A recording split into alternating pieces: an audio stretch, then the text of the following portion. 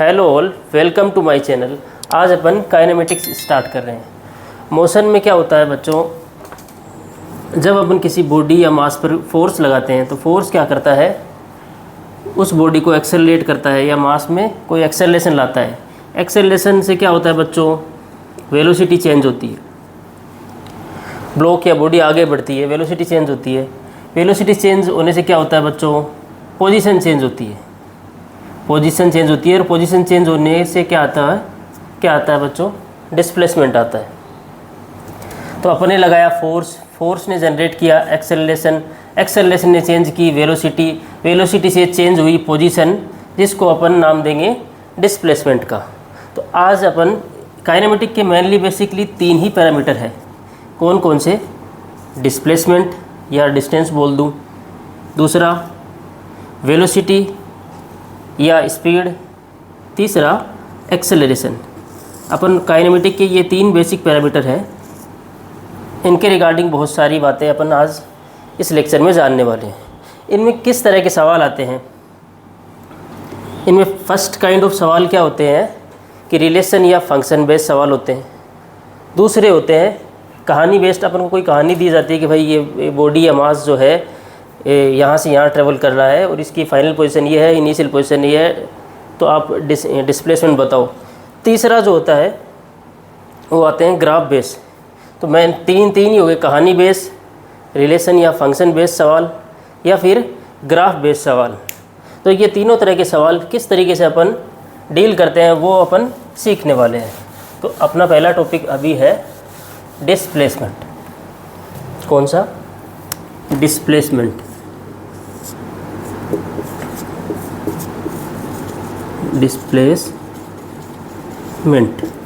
बच्चों प्लेस से समझ में आ रहा है अपन को कि ये जो डिस्प्लेसमेंट है या ये जो भी अपना पैरामीटर है ये पोजीशन डिपेंडेंट है। क्या है, पोजीशन डिपेंडेंट। तो डिस्प्लेसमेंट क्या हो गया बच्चों, पोजीशन डिपेंडेंट। और इसकी डेफिनेशन है shortest distance between initial point and final point. अपन को डिस्प्लेसमेंट के लिए जस्ट अपन को पोजीशन फाइंड आउट करनी है। कोई भी इनिशियल पोजीशन है और दूसरी कोई फाइनल पोजीशन है, उन दोनों को जस्ट अपन को क्या करना है, जॉइन कर देना है। तो फाइनल पोजीशन और इनिशियल पोजीशन, इन दोनों के बीच की जो शॉर्टेस्ट डिस्टेंस हुई वो क्या हुई, डिस्प्लेसमेंट। तो अपन को समझ में आया कि डिस्प्लेसमेंट क्या है, प्लेस वर्ड से पोजीशन बेस है। तो अपन को डिस्प्लेसमेंट जब भी निकालना है, लेट्स अज्यूम मैंने डिस्प्लेसमेंट को एस वेक्टर नाम दिया, वो क्या होगा बच्चों, final position minus initial position. Displacement place position, मतलब अपन को समझ में आ गया कि डिस्प्लेसमेंट पोजीशन बेस्ड पैरामीटर है। और इसकी डेफिनेशन क्या होगी, shortest distance between initial point and final point.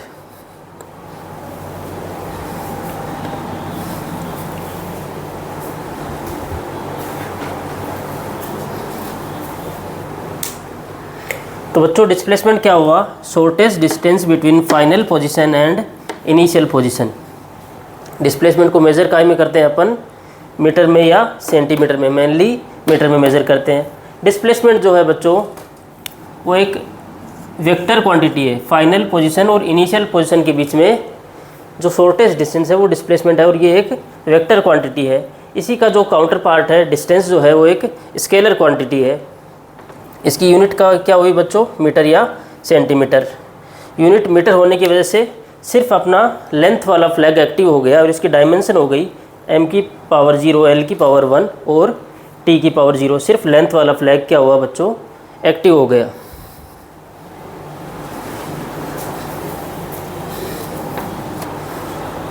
Next है बच्चों डिस्टेंस। डिस्टेंस क्या है बच्चों, जब अपन कोई जर्नी स्टार्ट करते हैं, लेट्स अज्यूम ये इनिशियल पॉइंट है, ये अपना क्या है, इनिशियल पॉइंट है और ये अपना कोई फाइनल पॉइंट है। तो अपन को शॉर्टेस्ट डिस्टेंस नहीं काउंट करनी है। जो भी एक्चुअल पाथ अपन ने फॉलो किया है, उसकी पाथ लेंथ क्या, उसकी पाथ लेंथ को क्या बोलते हैं, उसकी पाथ लेंथ को अपन क्या बोलेंगे, डिस्टेंस बोलेंगे। तो बच्चों अगर मैं बोलूँ कि ये अगर मैं इनिशियल पॉइंट से फाइनल पॉइंट तक 3 पाथ से जाता हूँ, 1 2 3, तो क्या तीनों केस में डिस्प्लेसमेंट सेम है? डिस्प्लेसमेंट मैंने प्लेस वर्ड से आपको पोजीशन की याद दिलाई थी कि डिस्प्लेसमेंट में आपको सिर्फ फाइनल और इनिशियल के बीच में शॉर्टेस्ट डिस्टेंस देखनी है। आपका सिर्फ फोकस ही फाइनल पॉइंट और इनिशियल पॉइंट पे होना चाहिए। आप किस पाथ से गए हो उस पाथ से कोई मतलब नहीं डिस्प्लेसमेंट को काउंट करते टाइम। लेकिन डिस्टेंस क्या है बच्चों? एक्चुअल पाथ लेंथ है, आपने कौन सा पाथ फॉलो किया है। तो मैं 1 2 3, अगर मैं आपको 3 कर्व देता हूँ और पूछता हूँ कि तीनों में क्या डिस्टेंस अलग अलग है, जी हाँ, तीनों में डिस्टेंस अलग अलग है क्योंकि तीनों के पाथ जो है वो अलग अलग है। लेकिन क्या तीनों में डिस्प्लेसमेंट सेम है? हाँ, तीनों में डिस्प्लेसमेंट सेम है। चाहे आप कोई सा भी पाथ फॉलो कर लो, पाथ का कोई मतलब ही नहीं है। डिस्प्लेसमेंट काउंट करते टाइम पाथ का कोई मतलब नहीं है। आप कोई भी पाथ फॉलो करो, जस्ट आप पोजीशन के फाइनल पोजीशन और इनिशियल पोजीशन के बीच की शॉर्टेस्ट डिस्टेंस काउंट करो, वो क्या होगा? डिस्प्लेसमेंट होगा।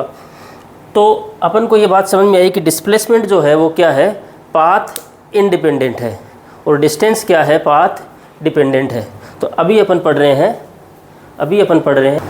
तो बच्चों डिस्टेंस क्या है? एक्चुअल पाथ लेंथ है। क्या है? एक्चुअल पाथ लेंथ है। अपन को इनिशियल और फाइनल के बीच में शॉर्टेस्ट डिस्टेंस इसमें काउंट नहीं करनी है। ये क्या है? एक्चुअल पाथ लेंथ को अपन डिस्टेंस बोलेंगे। और ये डिस्टेंस जो है वो एक स्केलर क्वांटिटी है।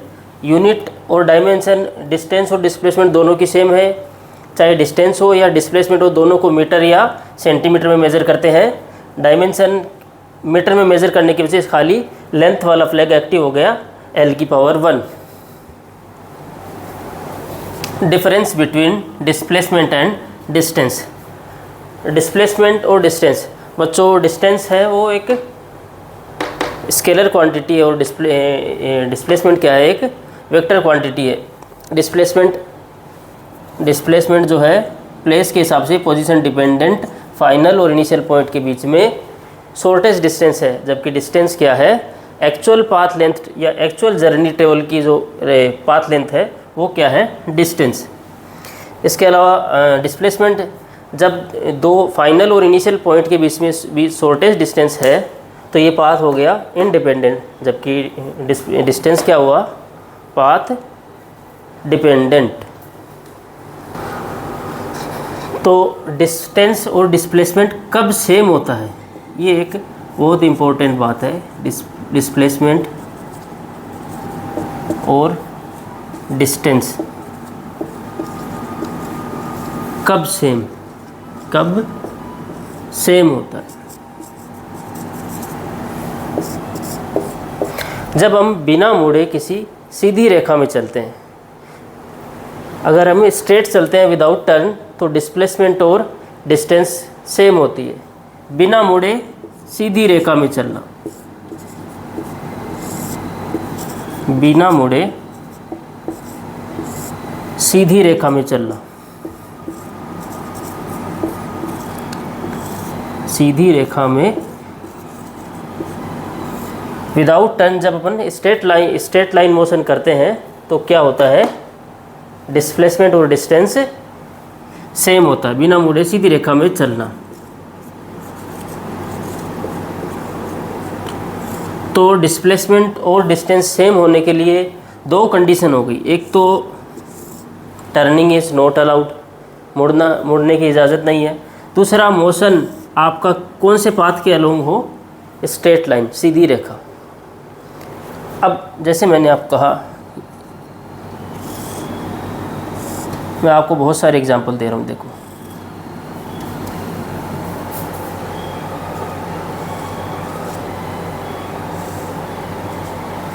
इस तरीके से मैंने आपको 4 एग्जांपल दिए और जर्नी हो रही है ए से लेकर बी पॉइंट तक की, ए से लेकर बी पॉइंट तक की। आप बताओ कि इनमें से कौन से डायग्राम में डिस्टेंस और डिस्प्लेसमेंट सेम है?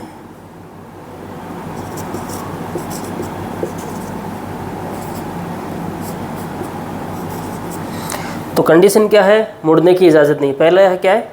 मुड़ने की इजाज़त नहीं है। अपन ए टू बी गए, यहाँ टर्न मार लिया तो यहाँ डिस्प्लेसमेंट और डिस्टेंस सेम नहीं हो गया। अपन ए टू बी गए, एकदम स्ट्रेट गए, यहाँ पे डिस्टेंस और डिस्प्लेसमेंट सेम होगा। यहाँ पे अपन ए टू बी गए एकदम सीधे, न तो मुड़े और स्ट्रेट लाइन में भी गए, यहाँ पे डिस्टेंस और डिस्प्लेसमेंट सेम हो गया। अपन ए टू बी गए, ये चौथे डायग्राम में अपन ए टू बी गए, लेकिन अपन ने कोई स्ट्रेट लाइन नहीं फॉलो की, अपन मुड़े। ये पाथ कौन सा है? कर्वी लीनियर पाथ है, स्ट्रेट लाइन नहीं है। और इसमें टर्निंग भी आपको नज़र आ रही है, इस तरीके से अपन टर्न हो गए।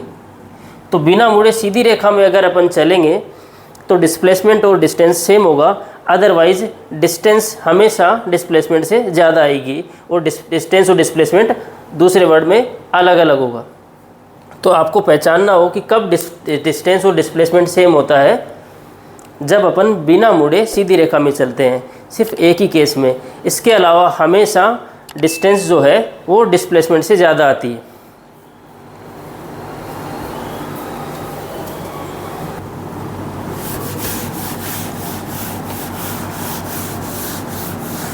जैसा कि displacement, place word, position dependent, final position minus initial position.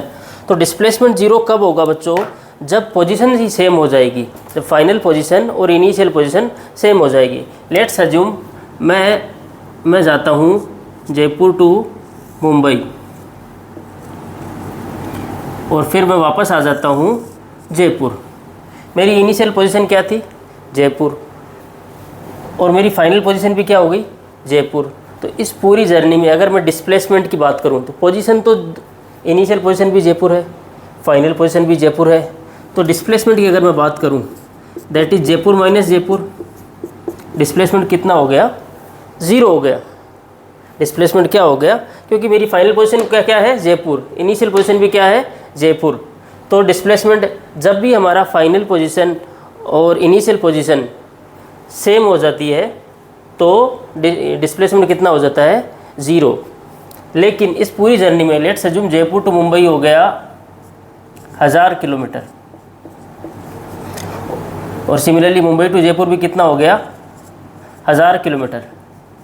Same path मैंने ट्रेवल किया है, सेम सड़क फॉलो की है, इसलिए ये किलोमीटर भी सेम आया। तो अब इस पूरी जर्नी में जो मैं डिस्टेंस की बात करूं, डिस्टेंस तो क्या है? Total length, total path length या actual journey travel 1000 kilometre plus 1000 kilometre. Distance की बात की तो डिस्टेंस कितनी हो गई? 2000 किलोमीटर। वेयर एज डिस्प्लेसमेंट कितना आ गया बच्चों? Displacement position dependent, final position भी जयपुर, इनिशियल पोजीशन भी जयपुर, डिस्प्लेसमेंट आ गया ज़ीरो। तो अपन को ये पहचान भी हो गई कि कि डिस्प्लेसमेंट और डिस्टेंस जो है कब सेम होते हैं, जब अपन बिना मुड़े सीधी रेखा में चलते हैं।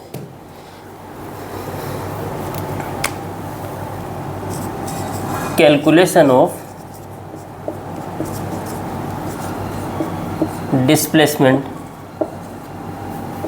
And distance.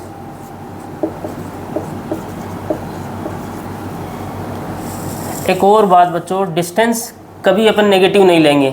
Where as displacement, final position जो है वो फाइनल कोऑर्डिनेट जो है वो फाइनल कोऑर्डिनेट क्या हो सकता है? फाइनल कोऑर्डिनेट जो है, final coordinate minus initial coordinate negative आ सकता है। इसलिए displacement can be negative but distance can not be negative. तो एक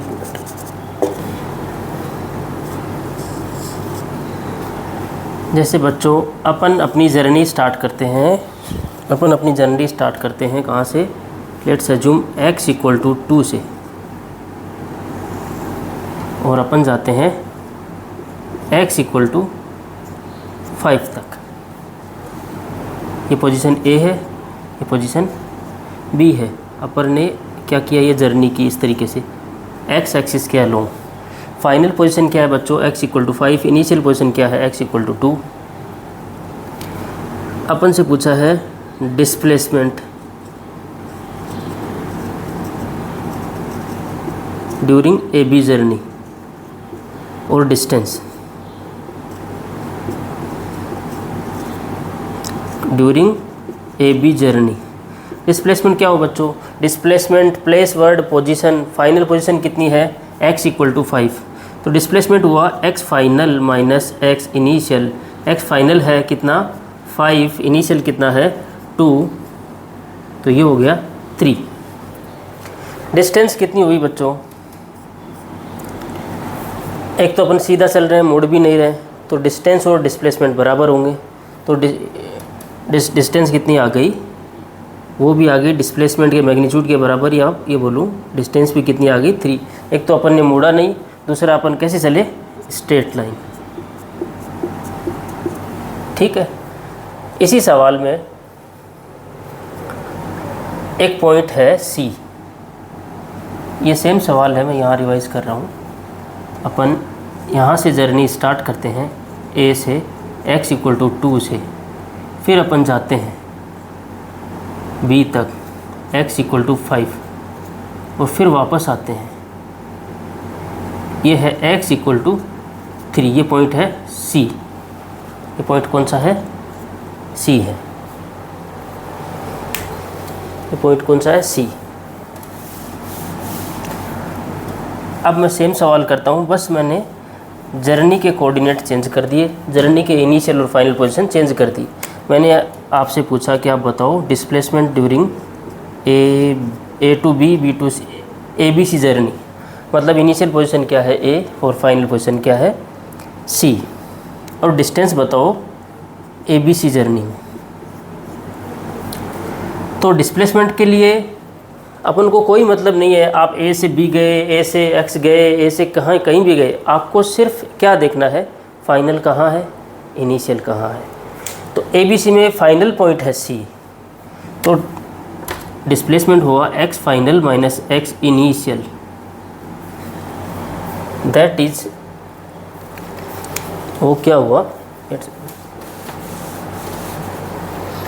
वो हुआ C का जो भी कोऑर्डिनेट है XC माइनस XA। XC कितना है? 3 और XA कितना है? 2। तो ये डिस्प्लेसमेंट आया 1 मीटर, या डिस्प्लेसमेंट आया 1, अगर मैंने मीटर में लिया है तो मीटर, सेंटीमीटर में लिया है तो सेंटीमीटर। डिस्टेंस कितनी आई? डिस्टेंस एक्चुअल पाथ लेंथ है। एक्चुअल पाथ लेंथ है मतलब A से B काउंट करो कि कितना चले, फिर B से C काउंट करो कि कितना चले। ये जो टोटल काउंट आएगा ये क्या आएगी? डिस्टेंस। A to B अपन कितना चले? 2 से 5, तो अपन A to B चले 5 - 2 बोलूँ, या 2 से 5 कितना हो गया? 3। B to C कितना चले? अपन डिस्टेंस कभी माइनस में नहीं काउंट करते हैं, तो B to C अपन कितना चले? 5 से 3 2। B to C अपन कितना चले? x = 5 से x = 3 कितना चले? 2, प्लस में ही लेना है। तो डिस्टेंस आ गई 5 मीटर या सेंटीमीटर, जो भी अपन ने लिया है। तो अपन को ये बात समझ में आई कि भाई डिस्टेंस इस केस में डिस्प्लेसमेंट से ज़्यादा आई, क्योंकि इस केस में क्या हो गया कि अपन A to B गए, फिर B से अपन ने क्या ली? टर्न ली। टर्न लेने वाले जितने भी केस हैं, मुड़ने वाले जितने भी केस हैं, जहाँ अपन मुड़े डिस्प्लेसमेंट डिस्टेंस से ज़्यादा हो गया। आगे यही बात आपको समझ में आएगी कि एवरेज जहाँ अपन मुड़े उसी केस में जिस तरीके से जहाँ अपन मुड़े वहीं पे एवरेज वेलोसिटी क्या है? डिस्प्लेसमेंट डिपेंडेंट है। तो मुड़ने वाले सारे केस में एवरेज वेलोसिटी, एवरेज स्पीड का अगर अपन कंपैरिजन करते हैं तो एवरेज वेलोसिटी एवरेज स्पीड से हमेशा कम आती है, क्योंकि मुड़ने वाले हर केस में डिस्प्लेसमेंट डिस्टेंस से कम होता है, इसलिए वेलोसिटी, एवरेज वेलोसिटी जो होगी वो एवरेज स्पीड से कम आएगी। ये अपना एक बहुत बेसिक एग्जांपल हो गया। अपन धीरे धीरे आगे बढ़ते हैं।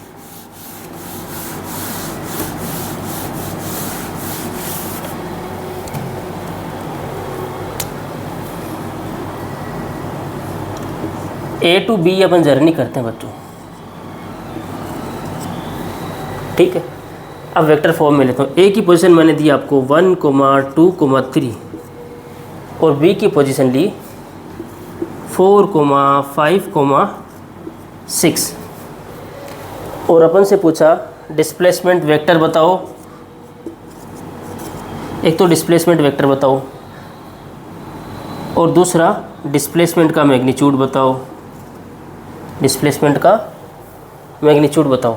A to B गए अपन ने, कोई टर्न मैंने आपको नहीं दिया है। दूसरा डिस्प्लेसमेंट का क्या बताओ? मैग्नीट्यूड बताओ। सिमिलरली डिस्टेंस बताओ। डिस्टेंस कोई वेक्टर नहीं है, इसलिए डिस्टेंस डायरेक्टली मैग्नीट्यूड ही आएगा, क्योंकि डिस्टेंस क्या है, स्केलर है। तो डिस्प्लेसमेंट वेक्टर के लिए लेट्स अज्यूम मैंने उसको एस वेक्टर नाम दिया। डिस्प्लेसमेंट वेक्टर क्या होगा, जो फाइनल पोजीशन वेक्टर है, final position vector minus initial I for initial position vector. Final position vector कितना है बच्चों, इसको आई जे और के कैप की फॉर्म में लिखो। फाइनल पोजीशन वेक्टर है 4i cap plus 5j cap plus 6k cap minus initial position vector क्या है, i cap plus 2j cap plus 3k cap. तो यहाँ से ये वेक्टर आ गया बच्चों 4 - 1 3i कैप 5 - 2 3j कैप और 3k कैप। ये आ गया क्या, डिस्प्लेसमेंट वेक्टर। डिस्प्लेसमेंट वेक्टर मैंने आपको कोई पाथ नहीं दिया, मैंने ये आपको जस्ट यही बोला कि आप ए से जर्नी स्टार्ट करते हो और बी की तरफ चले जाते हो। कहीं मैंने कोई मुड़ने की या मुड़ने का मैंने आपको कहीं कोई सिंबल नहीं दिया, मतलब मोशन क्या है, स्ट्रेट लाइन में है। तो ये आ गया डिस्प्लेसमेंट वेक्टर। इसका मैग्नीट्यूड निकाल लो।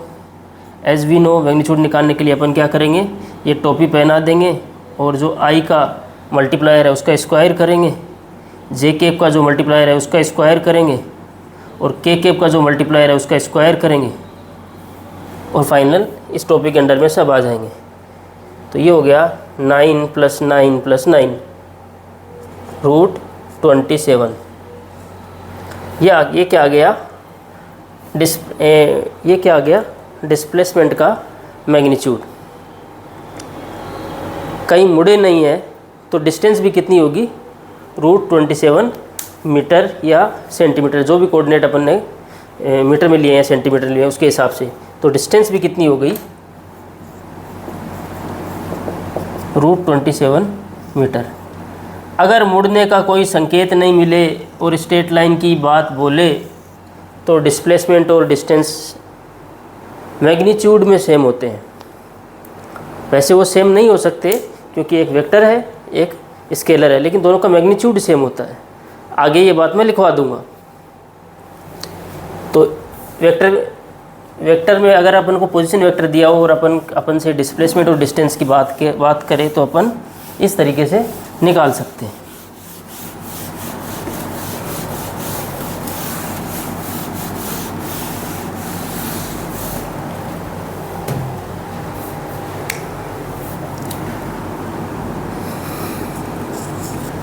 नेक्स्ट है बच्चों, अपन एक जर्नी स्टार्ट करते हैं। ए से इस तरीके से सर्कुलर मोशन करते हैं, फाइनली बी पर आ जाते हैं। इस केस में पूछा है कि डिस्प्लेसमेंट कितना है। डिस्प्लेसमेंट अपन ने जर्नी कहाँ से स्टार्ट की, ए से। इस तरीके से घूमते घूमते घूमते पूरे सर्कुलर मोशन कवर करके, पूरा सर्कुलर मोशन कवर करके अपन फाइनली ए पे आ गए। तो डिस्प्लेसमेंट कितना हो गया बच्चों, 0, क्योंकि फाइनल पोजीशन क्या है, ए, इनिशियल भी क्या है, ए। डिस्टेंस क्या है, डिस्टेंस है बच्चों ये इस सर्कल की, अगर मैं इस सर्कल की रेडियस r देता हूँ तो ये जो टोटल लेंथ कवर हुई, ये टोटल लेंथ कवर हुई या इस सर्कल की जो पेरीमीटर हुई वो क्या है, टोटल पाथ लेंथ है, वो क्या हो जाएगी, डिस्टेंस, दैट इज़ 2πr।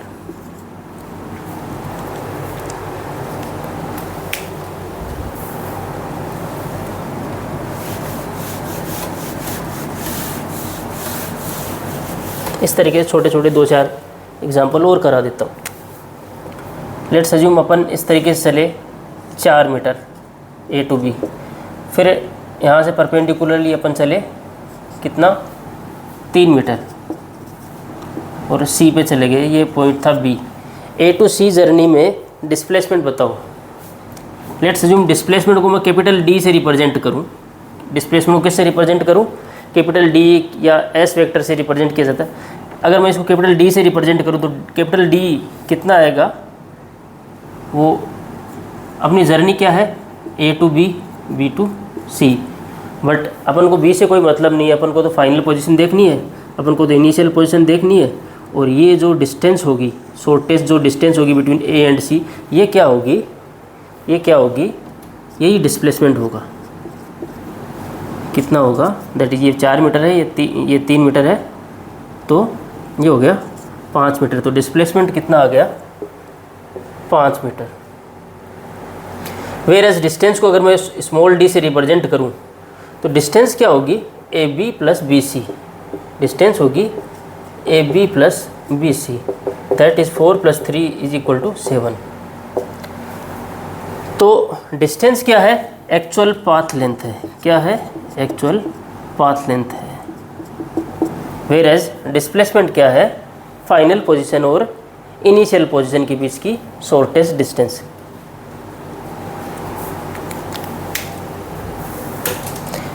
दूसरा एग्जांपल लेता हूँ।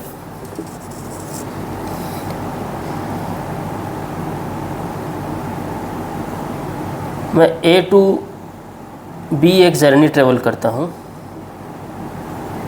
इस केस में मैं डिस्प्लेसमेंट पूछता हूँ, डिस्टेंस भी पूछता हूँ। तो अगर ये रेडियस इसकी क्या है, आर है, डिस्प्लेसमेंट क्या हो गया, फाइनल पोजीशन क्या है, बी, इनिशियल क्या है, ए, इसको जस्ट मैच कर दो, बी टू ए को जस्ट मैच कर दो आगे। तो डिस्प्लेसमेंट आ गया ये ए बी डिस्टेंस जो है, ए बी शॉर्टेस्ट डिस्टेंस जो है, that is diameter of this half circle, diameter of this semi circle. तो डिस्प्लेसमेंट कितना आ गया, वो r + r, that is 2r। Displacement आ गया डायमीटर के बराबर 2r। वेयर एज डिस्टेंस क्या है, डिस्टेंस जो जिस भी पाथ से अपन ट्रेवल करके गए हैं उसकी total path length, total path length इस सेमी सर्कल की, इस हाफ सर्कल की पेरीमीटर, फुल सर्कल की पेरीमीटर 2πr, तो हाफ सर्कल की पेरीमीटर कितनी हुई, πr। फुल सर्कल की 2πr, तो हाफ सर्कल की πr, तो डिस्टेंस आ गई πr। आप कोई भी केस ले लेना जहाँ मुड़ने वाले, ऐसे अगर आपको डायरेक्टली ये पूछा जाए कि इस केस में डिस्टेंस ज़्यादा है कि डिस्प्लेसमेंट ज़्यादा है, जहाँ मुड़ गए, जहाँ कर्वीलिनियर पाथ आ गया तो डिस्टेंस ज़्यादा ही आने वाली है। देख लो, ये थोड़ा सा भी टर्न हो गया, घूम गया, सर्कुलर मोशन कर गया, स्ट्रेट लाइन को छोड़कर, एक ही केस में डिस्टेंस जो है वो डिस्प्लेसमेंट को मैच करती है। वो कौन सा, motion in straight line without turn. उसके अलावा जितनी भी कर्वीलिनियर ट्रेवलिंग है, मुड़ने वाली या टर्निंग वाले पाथ है, हर केस में डिस्टेंस जो है वो डिस्प्लेसमेंट से ज़्यादा आती है।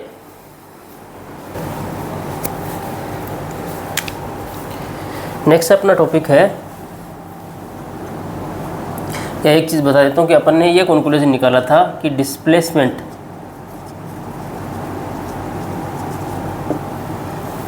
डिस्टेंस जो होती है, डिस्टेंस इज़ ग्रेटर देन और इक्वल टू डिस्प्लेसमेंट का मैग्नीट्यूड। डिस्टेंस हमेशा डिस्प्लेसमेंट के मैग्नीट्यूड से ज़्यादा होती है, एक बात। दूसरा कंक्लूजन ये था कि डिस्टेंस, जब भी आपको डिस्टेंस का ख्याल नहीं आए तो पहले आप डिस्प्लेसमेंट का ख्याल ले आओ। उससे आप रिलेट कर सकते हो कि अगर स्ट्रेट लाइन मोशन है, बिना मुड़े वाला मोशन है, तो आप इक्वल भी कर सकते हो। डिस्टेंस डिस्प्लेसमेंट के मैग्नीट्यूड के बराबर होती है, ग्रेटर देन और इक्वल टू। हर केस में ग्रेटर होती है, सिर्फ एक केस में इक्वल होती है।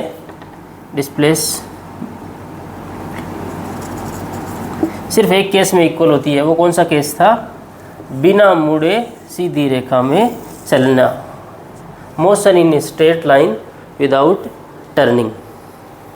आपको धीरे धीरे ये बात समझ में आएगी। अभी मैं नेक्स्ट वेलोसिटी पढ़ाने वाला हूँ, तो आपको ये बात समझ में आएगी कि स्ट्रेट लाइन में बिना मुड़े चलना, मतलब वेलोसिटी जो है वो हमेशा पॉजिटिव होगी। अभी अपन डिस्कस करने वाले हैं, इस बात का थोड़ा सा अलग मीनिंग भी होगा, हल्का सा वेलोसिटी के टर्म में, वो अभी अपन डिस्कस करेंगे। अपना नेक्स्ट टॉपिक है velocity and speed. Velocity and speed, velocity and speed.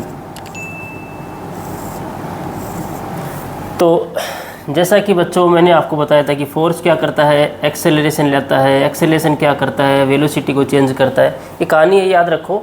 Force क्या करता है, एक्सेलरेशन लाता है, एक्सेलरेशन वेलोसिटी को चेंज करता है। वेलोसिटी चेंज होती है तो क्या चेंज होती है, पोजीशन, या फिर पोजीशन चेंज होने से क्या आता है, डिस्प्लेसमेंट। क्या आता है, डिस्प्लेसमेंट। या इसमें इसको पोजीशन लिख लो या डिस्प्लेसमेंट लिख लो, लेट्स अज्यूम। फोर्स क्या करता है, एक्सेलरेशन लाता है, एक्सेलरेशन वेलोसिटी को चेंज करती है, और वेलोसिटी क्या करती है पोजीशन चेंज करती है, जिसकी वजह से आता है डिस्प्लेसमेंट। ये पोजीशन लिख लो, छोड़ो।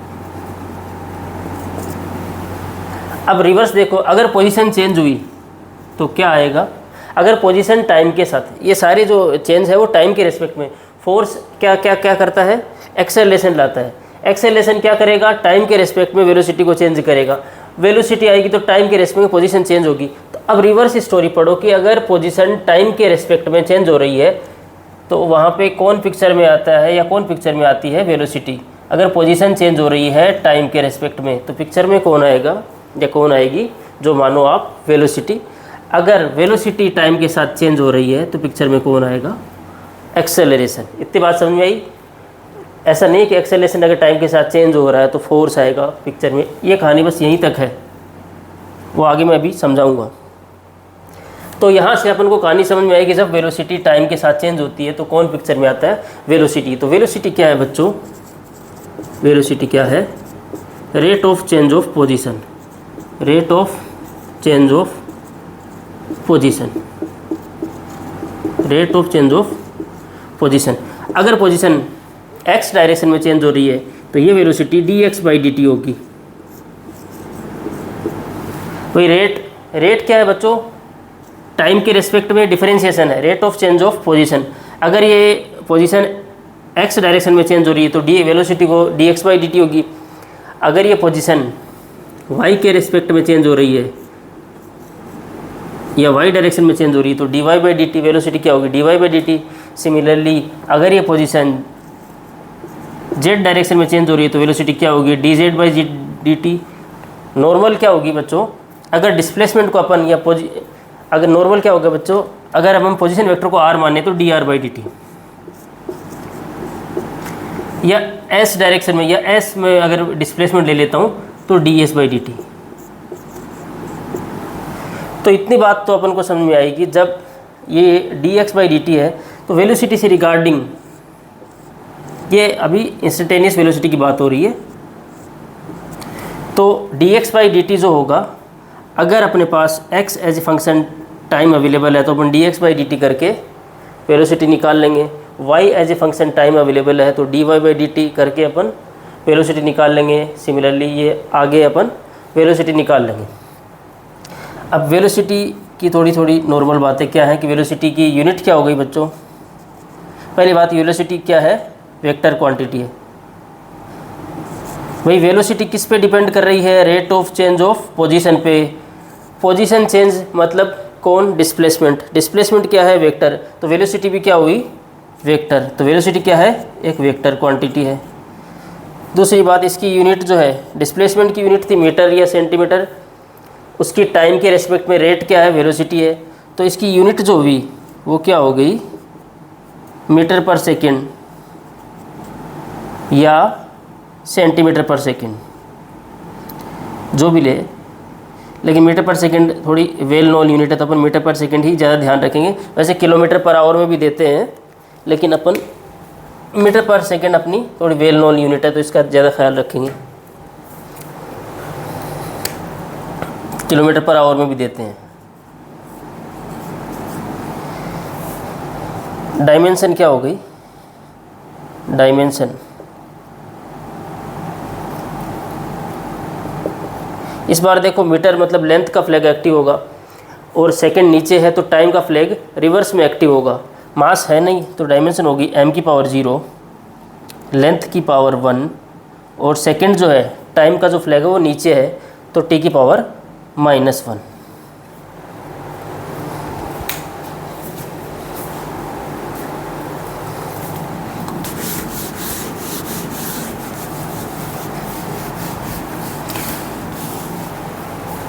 इसी तरीके से स्पीड है, स्पीड किस पे डिपेंड करेगी? डिस्टेंस पे।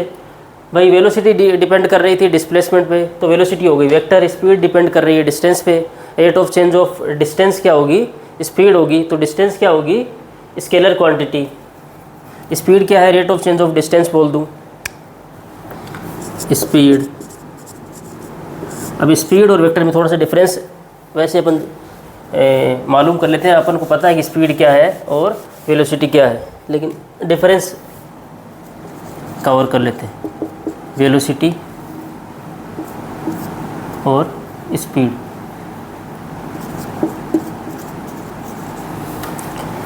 वेलोसिटी डिस्प्लेसमेंट डिपेंडेंट मतलब वेक्टर क्वांटिटी, तो ये क्या है? वेक्टर है। Speed distance dependent scalar dependent मतलब ये क्या है? स्केलर है।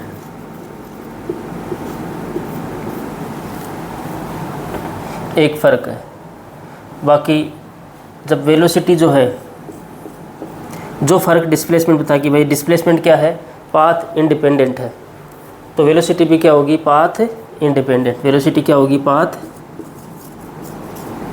इंडिपेंडेंट।